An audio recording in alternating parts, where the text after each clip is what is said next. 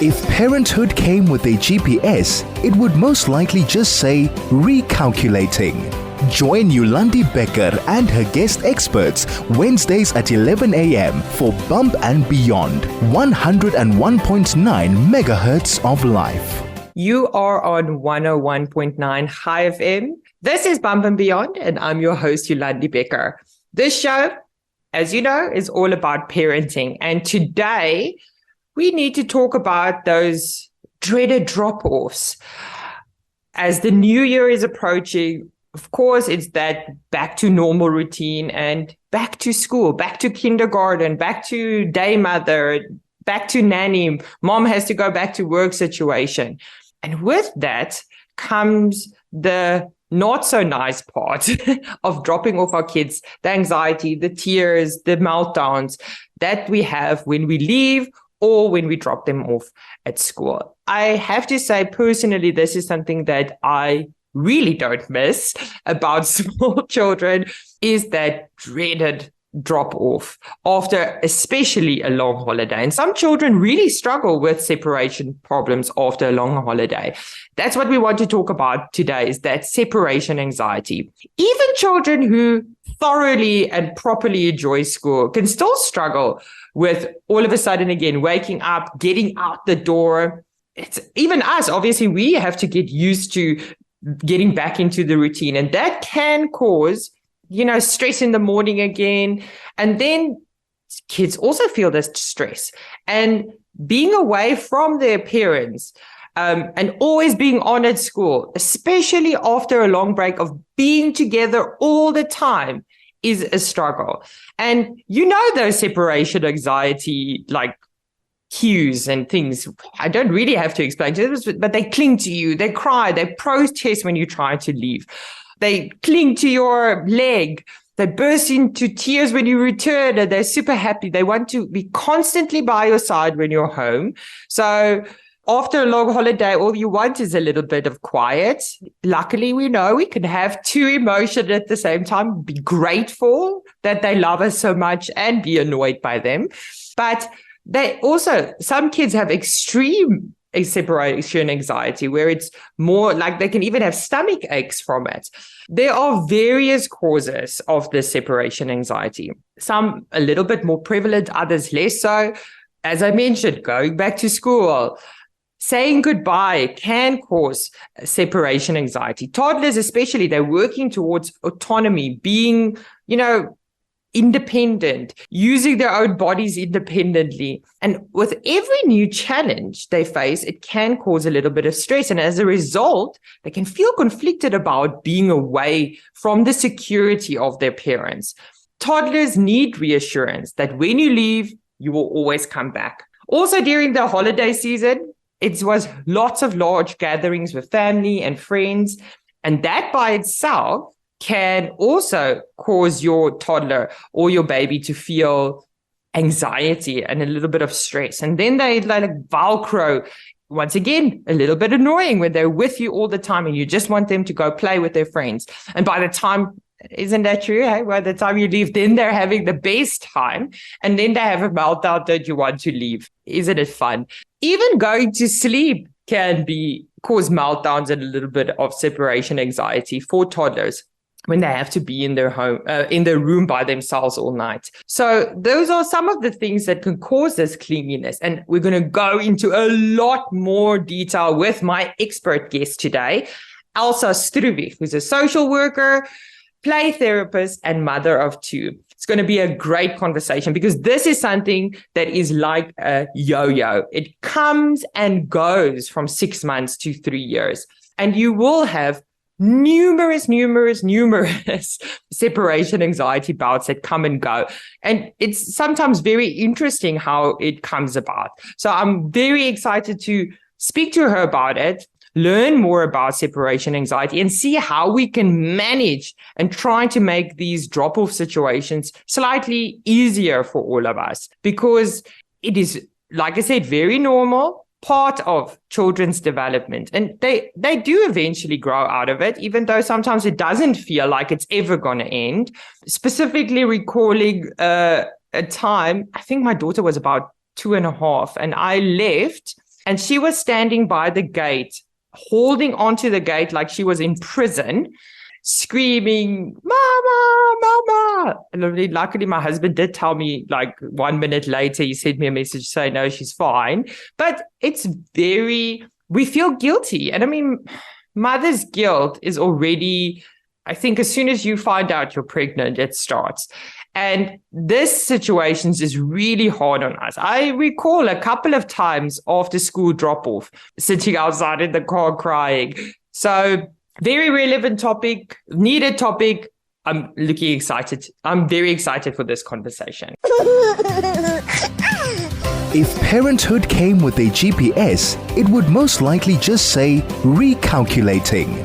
Join Yolandi Becker and her guest experts Wednesdays at 11 a.m. for Bump and Beyond, 101.9 megahertz of life. You are on 101.9 High FM. I am Yolandi Becker, and this is Bump and Beyond. And as I mentioned earlier, the new year is very steadily approaching. And with it comes obviously back to school and dropping off our kids. And I told the story about me dropping off or leaving the house and my daughter standing at the gate. But I can also recall many, many times of dropping off my kids at school and there being lots of tears. I always remained strong and resilient, but when I got into the car, I also had a little small mini breakdown. So much so, because there's a camera outside my kid's school, that the one teacher actually phoned me afterwards to find out if I was okay. So those things also happen. So if you have a camera at your school, maybe just go around the corner and cry so that everyone doesn't have video evidence of it. But that's exactly what we're talking about today, is separation anxiety. It can be difficult to leave your baby at a nursery school or in someone else's care. You may feel distressed by the tears and the worry about the effect that it has on your child. Remember, it's only natural for your baby to feel anxious without you. And there's no reason to feel guilty when you need to go do other things as part of your life. It's probably a sign, if there's severe separation anxiety, I assume, we're going to talk about that just now, that you've bonded quite well. So you should be flattered that they want to be spending a lot of time with you. And that's what we're talking about today. So hello, Elsa. Elsa is joining me. Elsa is a social worker, play therapist, and mother of 2, Elsa Struwig. Thank you, Elsa. Hi. Hi, Yolandi. Thanks for having me on the show. Yes, thanks for joining me, because I do think this is such a relevant topic. I mentioned it earlier as well. It's separation anxiety. The reality of it is that it comes and goes like a yo-yo from 6 months to 3 years, probably, maybe even longer.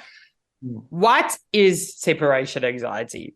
Well, I think it's very important, and as you mentioned, that there's normal separation anxiety, this in and outs, fluency, going back to school, you never know where it comes from. And then there's really clinical separation anxiety.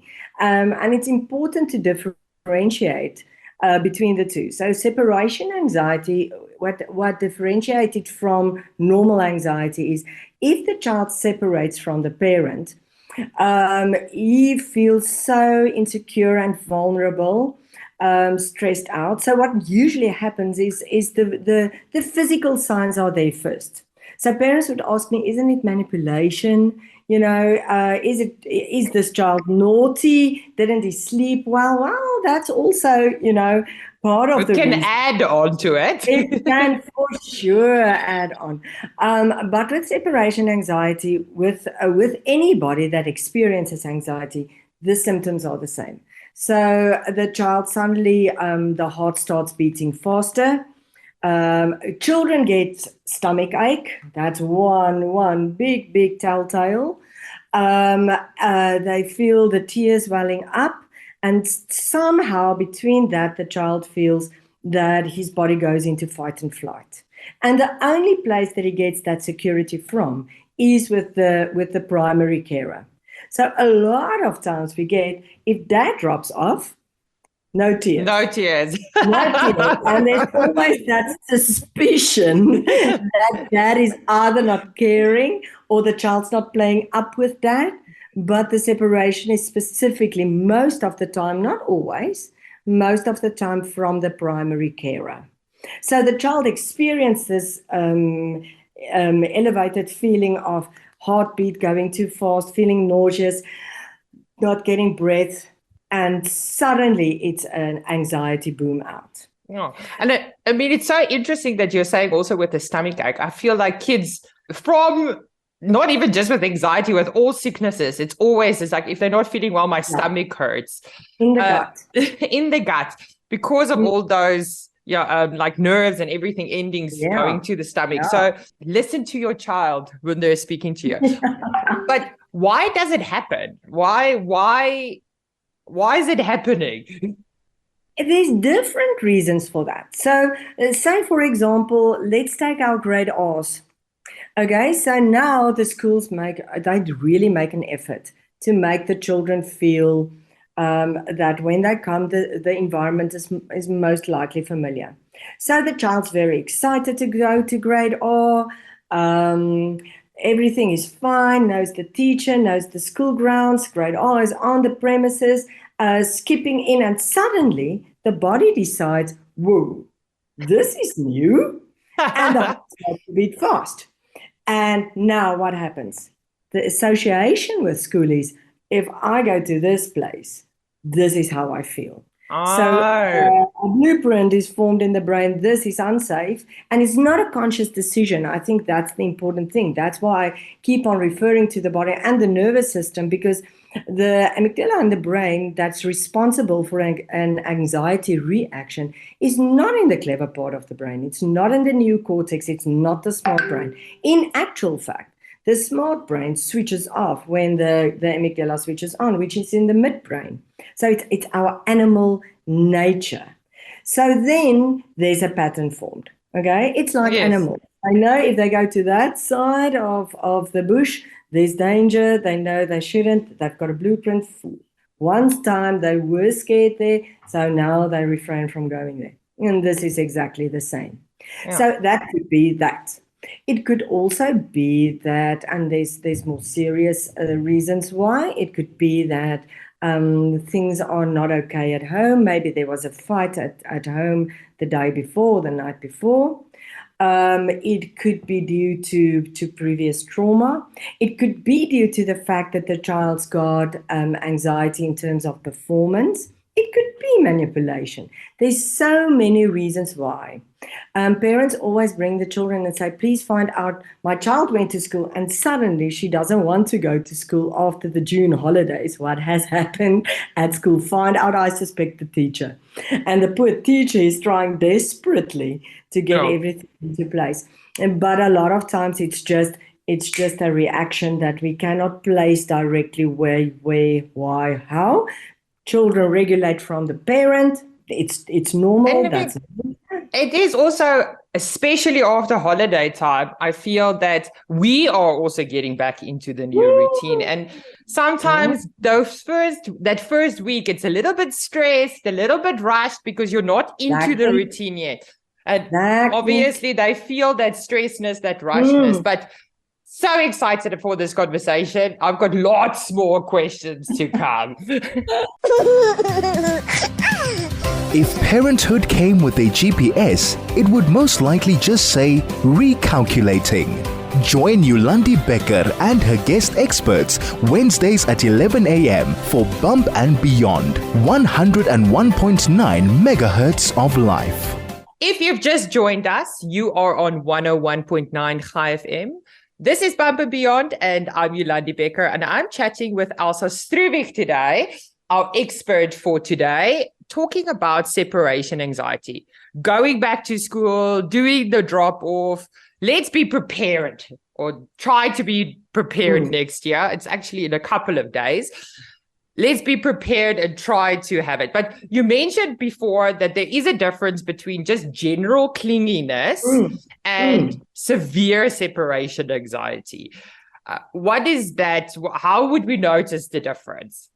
Well, I think the most important thing to know is that children 3 years and below, it's normal for them. They are actually not, and with this that I'm saying this is not to let anybody feel guilty, because I mean that's not what it's about. But children under the age of 3, actually, when it was primal years, should not be able to separate from parents. It's natural for them to experience separation anxiety. That's actually what I'm saying. Yes. So, and they shouldn't separate unless it's necessary, being going to school, and so forth and so on. So below the age of 3, it is still within normal limits. When is it not in normal limits? It's not in normal limits when the child, the whole day, this separation from mommy is impairing his functioning. Being sitting on the teacher's lap, crying, doesn't want to partake, standing just at the fence, looking when mommy is coming. Oh, so it's really like influencing their like kind of daily Yes. interaction and normal interaction. So, if, for example, your child screamed the roof off at school, I mean, the teacher had to tear him off. You go, like you said, you're sitting in the car and you're waiting in anticipation. Am I doing emotional damage? And while you're sitting in the car, teacher says, everything is fine. He's playing with Archie in the back, blah, blah, blah, blah, blah. And then, it's just that initial break. No. It's anticipation for the novel new day, and for some children, transition in general is very difficult. Yes. So and they do love mommy and they still feel secure, but they can move on. When is it a problem then? Is when it's impairing functioning. Anything is a problem when it's impairing functioning. We know that there's also like specific ages where development happens, like these wonder weeks or whatever you want to call them. Is there specific kind of ages where you could say now it's more prevalent, separation anxiety? Is there like a correlation between specific ages? Like I know 7 months initially, they start around there, 7, 8, 9 between months. 7 and 9 months, Yeah. and then again between 15 and 18 months. That's when they can do object relation. In other words, whoa, okay, I'm a person separated from mommy, so I can function on my own. It's wonderful, but so scary. Yes. So those are big, and then of course under the age of 4 months, it is also prevalent. But those are two big stages. And then again, when we send them to school between 2.5 and 3 years. Yes. It's exactly that age, because they are more autonomic, but there's a lot that they learn in that stage if you think about it. So brain development is just booming in that stage. They learn to speak properly. They learn to use the potty. They used to a lot of times sleep now on their own. There's a lot of times a new baby, which is another cause, So there's many things that makes that age groups within normal limits to separate. Yeah, and I mean, we know that toddlers obviously as well are emotional beings. So they got to react emotionally with everything. And if they're learning a new skill, doing new things, add on to it, leaving mom and a new baby, exactly, they are allowed to be a little bit are upset. allowed to be upset, and that thinking part of the brain, or the clever brain, is only fully developed where in boys at 26 and girls at 24. And I always remind parents of that, because we tend to expect adult type of regulation for bodies that's 23, 24 years, way a long way from there. And they cannot regulate that upper part of the brain yet. Yeah, so that thinking brain needs to regulate the emotional brain, but it's just not happening. It cannot happen. It's physically, I tell parents, it's physically not possible. But saying that, we should also remember, although it's not possible, we need to start the process of teaching. So although they struggle to regulate or to separate, from the age of 3 upwards, we need to teach them that. Yeah. We cannot expect it to kick in at 24. Otherwise, you will sit with your child in the house at 30 throwing tantrums because it's nice, and it's nice to allow your emotions to get out there. So to know is to understand, but it's not necessary to allow. I understand. So if you've just joined us, I'm speaking to Elsa Struwig. This is 101.9 High FM and Bump and Beyond. So thank you so much for joining me and Elsa, because we're talking about a very relevant topic here, separation anxiety, and preparing ourselves mentally and with some tips just now about how we can deal with the separation. You mentioned now a couple of ages that it's more prevalent, the separation anxiety, but how long is the normal range? I mean, should it be like 3 days that you're dropping off, and should it be a week? Should it be months? When does it become not normal anymore?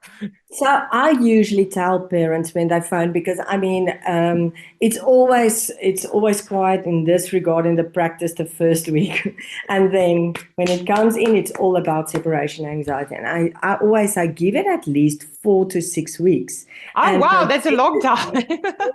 Progressively see if it gets better, although not going away, or is it getting worse? If it's getting worse, we immediately step in.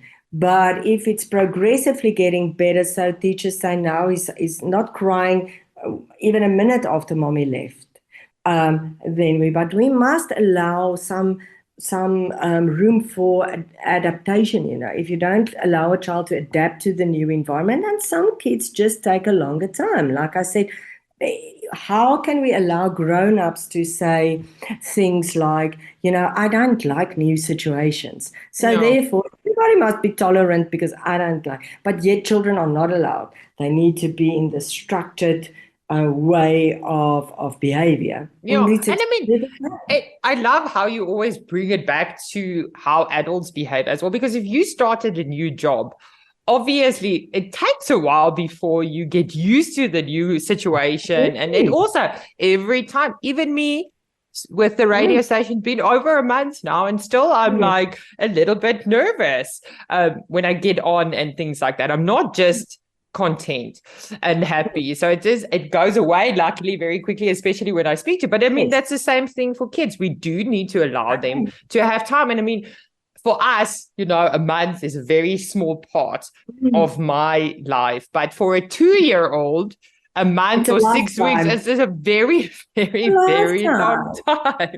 And what you do in that month or 6 weeks, that's going to make the difference, though. What should we be doing, Elsa? So I think, Yolandi, what was very interesting, when we was still in lockdown, the kids, I personally suspected, because all the toddlers were at home, I think until August, September 2020.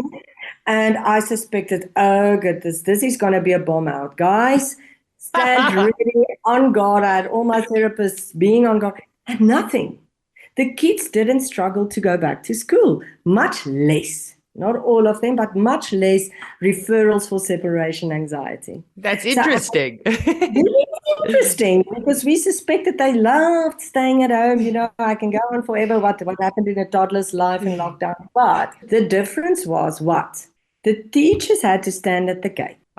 We didn't walk in with the kids. Yeah. I'm not saying you should not walk in with your kid. I'm just saying it's easier to say. Think of yourself when you drop off somebody at the airport. Oh. What happens when you drop somebody off at the airport? You're the one that's crying. The one that's running away, goes through and customs and doing everything, excited, blah, blah, blah. And it's exactly the same. If you are the one walking away, you are more in control. If somebody walks away from you, it feels like such a loss. And that's exactly what happens, And we drop our kids off in the classroom. So we should, because we should make sure that they are safe. But what do you do after you enter the classroom? So what a lot of parents would do, because we really don't want to cause any or do any harm, so we stay in the classroom sometimes. Okay, mommy will say, I just stay until I eat my porridge. Okay, I'm staying now. Okay. I will stay. You can sit on my lap while teacher reads the story. And the teachers, a lot of times, it's because it's causing havoc in the classroom, so they allow it a lot of times. So then you sit until story time. Tomorrow you've got a meeting at 8. So there's Oh. no way that you can stand. So what are you causing? Unpredictability. Uh, So that's the one thing is drop off and go. Okay, so Drop even off, if you want to stay, it's better to drop off it's and go. better to I drop also off feel and that go. it shows that you have confidence in the teachers Yes, and the situation. exactly. And that's my second point. If you say goodbye, you can have little rituals. A kiss here, kiss on the nose, love you long time, goodbye. Yes. Something like that. A little ritual always helps. But to say something, that you are safe. Teacher's going to look well after you. Mommy's coming back at 12 o'clock. Mommy promises she's coming back at 12 o'clock. You're going to have a nice time. You're going to play. And teacher, what are you saying? I'm also not really confident I'm going to be safe, but let me be convinced to convince you. Mm. So you're not portraying confidence. I always tell the story, which I don't think is true, but it makes so much sense. It was this scientist who said that he wanted to do an experiment on chicks. So he took 2 chicks because chicks, are not very difficult to scare. So he had both of them in a box and they were pecking and browsing and grazing. And then he took one and he scared the one and he put him in the box facing the other one that's still walking around. And it was a couple of seconds. And then he got up and he also walked around. Then he scared both chicks and put them lying to look at each other. And they were looking like, okay, you're still lying, so I'm still lying, yeah, so it's not safe, so okay, I'm not safe. And they lay there for quite a while. And I think that the message in terms of that is if you portray that you are confident in this process, then the child will know mom is in control because that's what you remember they co-regulate from you. Yeah. So then they get the message, okay, now this, I can do this, which means not saying more than 10 words when you leave. Ah. You do your prep. So you're not over talking, overthinking. So all that you're doing, you're escalating the anxiety. Yeah, and stretching it out, that anticipation of what's to come. I think sometimes the anticipation is worse than the actual thing happening. Exactly that, because it's only the transition, Mm. it's only that transition that's hard. And remember what I said in the beginning, that the new cortex, which is the clever part of the brain, goes offline, or the working of it is minimalized when the amygdala, which is in the midbrain, is activated, which is our defense mechanisms. So you are trying to speak to something that's offline. So it's not working, guys. It's really not working. So rather get a little ritual.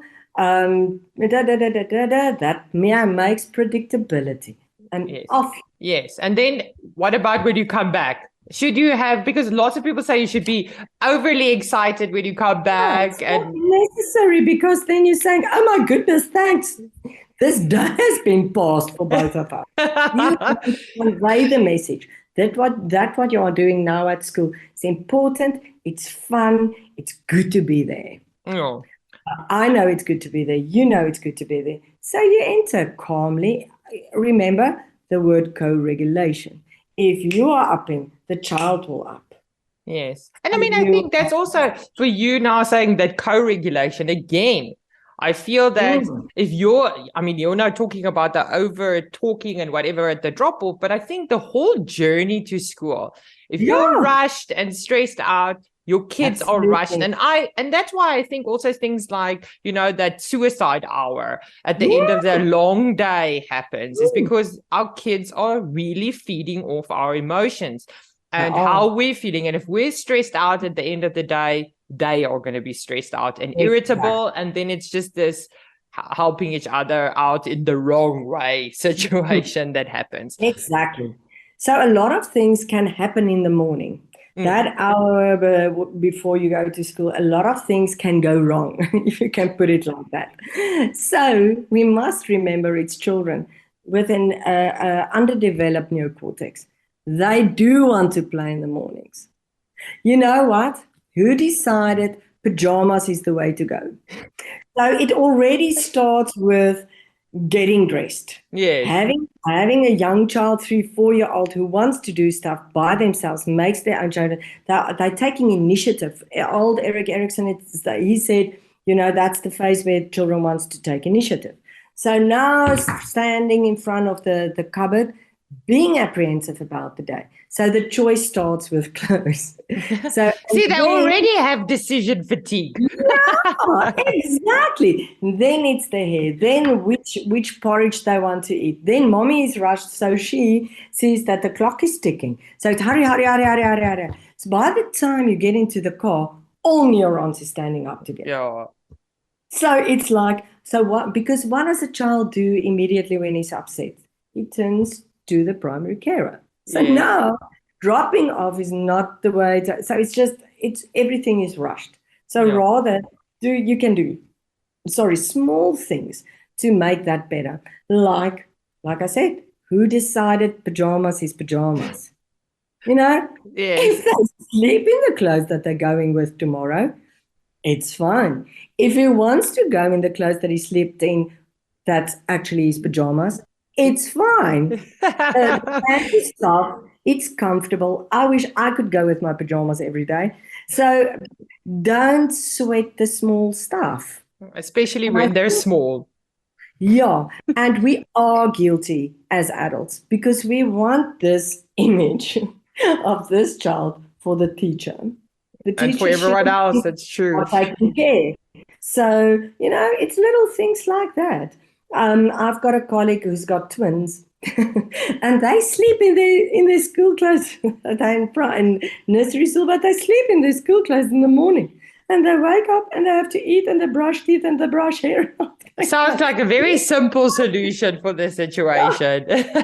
It's not a rule of thumb, but I think it's just small things like that, to make your mornings easier, to wake up a little bit earlier. I know we are all dead tired, but it could make your day easier. Definitely, I agree. That whole thing of choices, either or. Not saying, yes, your wardrobe and you have free range. No, that maybe just putting their clothes out in the morning. Exactly, I used to do that. My daughter would get up and she would just get dressed because the clothes would be there. So the choice is already made. Easy.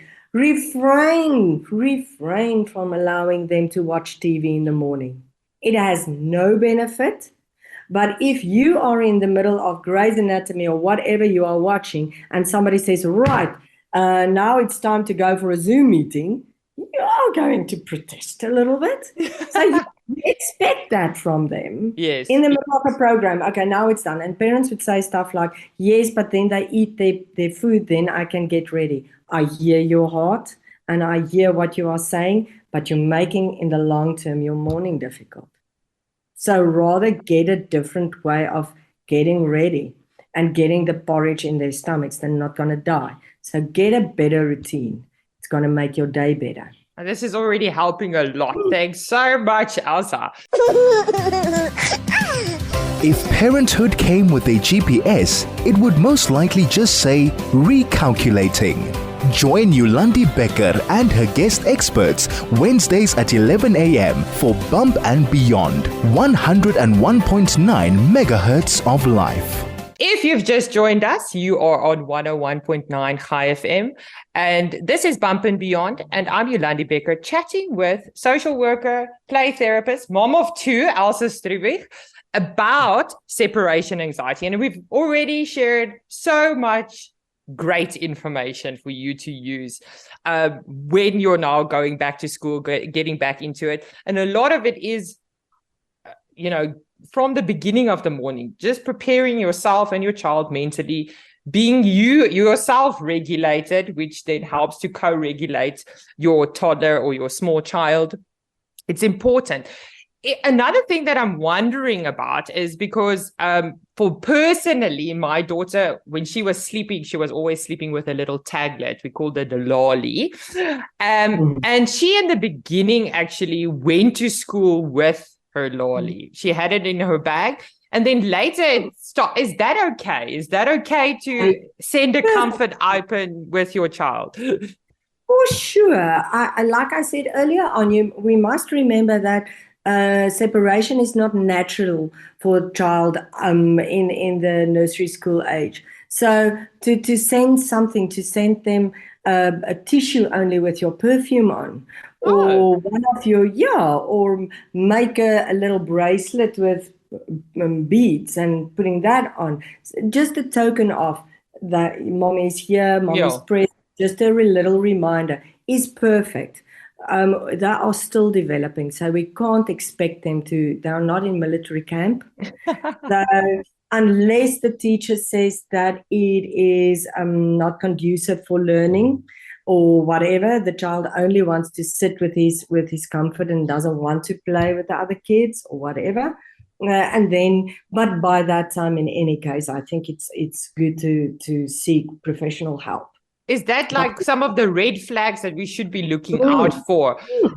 If the separation anxiety goes on for longer than it should, yeah, it's influencing your child's obviously activities during the day. yeah, Is it fine, like if it's one day for like the first day, if your child seems a little bit off when you come back? I always felt like sometimes my children, after the first day of school, they were happy to see me, but they seemed a little bit, I don't know if it was just exhausted. off-centered. Yeah, Is that also kind of normal? that is 100% normal. And I think it's, again, so important to realize that, so going into a new and novel situation. Now, you must remember, you go to your work and maybe, you've done it for a long time. You're going to a new job. You went and studied whatever or learned your skills to do that. They're learning new skills every year. Yeah. It's expected of them. There's things that they need to do. There's outcomes that needs to happen. So the anticipation, they don't see school as just playing. So the anticipation of what the year is going to, everything is new. Yeah. From the teacher, the only thing that's not new is the environment maybe, but the classroom is new. What is expected is new. The friends a lot of times in class is new. Maybe they're not with their friends of last year. So there's so many variables that we need to consider. So that's why I come back to the 4 to 6 weeks. It takes a while for them to get used to, and we should allow it. I think sometimes we forget that kids are also little human beings. Yes, exactly. It sounds silly, but it is really, sometimes we underestimate and overestimate them. And we don't give them the grace that, but we don't give them the grace that we expect to have for ourselves. Yes. So we are allowed to be individuals when we're adults, but we're not allowed to be individuals when we're young. Yeah. No, it's very interesting. It's been such a great conversation. I've got one last question that I want to ask you about the separation anxiety. If it's this kind of extreme separation anxiety, is it something that can actually influence the development of your child? What is the interventions that you need to, what do you need to do when you see these red flags? What should happen? When you see the red flags, there's only one option, and that is to seek professional help from somebody who knows how to address anxiety in general. Yes. Because you must always remember, and now we're talking about general separation anxiety, but if it's clinical, 30 to 40% of any predisposition to have anxiety is inherited. Okay? Oh, wow. So if you're personally struggling with it, there is a chance that your child could be. Oh, that's very interesting. And it's not the type of anxiety, it's just to anxiety, whether it's coming out as OCD or general anxiety or phobia or whatever. So we need to know that then it should be addressed in a clinical setting where there's homework, and I always say cognitive behavioral play therapy is the way to go. And it is so treatable. I always tell parents, this is the one condition that is extremely treatable. Oh, that's good news. That's very good news. Yeah. Because remember, it's all about the how it's coded in the brain and our neural pathway. So if there's a neural pathway of school is dangerous, then it's going to follow that pathway. So we need to find another pathway, and it's empowering the child, I wanted to say, is this not also going to help them then to to deal with anxiety in the future, giving them some sure. tools that they could use to For be sure. dealing with this, probably helping them into adulthood. Exactly, because I mean, you cannot take it away. It can pop up anywhere if Yes. you've got a predisposition for anxiety. So it would be wonderful to be equipped to know how to do your breathing. What's the messages that you give yourself? I always tell parents there's a couple of words and phrases that you can use repetitively, like what's the worst thing that can happen, and we can always make a plan. That always helps a child that's anxious. Yeah. Because so the child comes and now he's separating, and he struggles to separate every day because he's scared you're not going to fetch him. And by your heart, you will never forget your child. So now what are you doing? What do you say? You've never been late. These moms are so distraught, they would tell me, but I've never been late in my life. I would say, okay, but you keep on retelling that to an anxious brain, which is offline. So what do you say? Okay, say for instance, something happens and mommy is late. What plan can you make? So you throw it around. You make them think a bit, using their thinking brain a bit, not just the emotional brain. Exactly. And you allow that because you want to reassure. Let me tell you, your reassurance is not helping. It's giving them the message that you don't understand, because you don't understand what they're feeling. So to ask, okay, what plan can you? No, I can ask teacher. No. Okay, and then what? And then what? And then what? So that they've got a plan at hand. Okay, now we've got a plan. Let's draw a picture of that plan. Allow the child to draw. It doesn't have to look real life. Even the plan doesn't have to be something that's, you fold up the piece of paper or whatever, put it in a card format, put it on a key ring, put it in the suitcase, hang it on the suitcase, whatever. He's got a plan. And we'll see that it's going better. This has been super, super interesting. Unfortunately, we've run out of time, Elsa, because I think I could talk about this the whole time, because you're preparing us so great for this dropping off. I wish I knew all these things. I think most of it I did pretty well, but it's been really great. If you've missed this conversation with Elsa Struwig, don't worry. It is available on our website, www.highfm.com, as a podcast afterwards. So make sure that you go listen to it. It's been lovely chatting with you, Elsa. Have a wonderful day. Thanks. You. Bye-bye. If parenthood came with a GPS, it would most likely just say recalculating. Join Yolandi Becker and her guest experts Wednesdays at 11 a.m. for Bump and Beyond, 101.9 megahertz of life. I hope, like me, you feel a lot more prepared for the school drop-offs coming in the new year, getting back into routine. Few kind of habits. It's been really great chatting with you. If you've missed this, remember this and other podcasts are available on our website on www.highfm.com. You can listen to this podcast and many of our others that we've had this year. I'm looking forward to next week speaking to you in the next year. Join me as I speak to ENT Dr. Nina de Tooy about ears, ear infections, and adenoids. Going back to school, unfortunately, brings about all sorts of germs which can add to these types of situations. It's going to be a great conversation, so I'm looking forward to talking about that.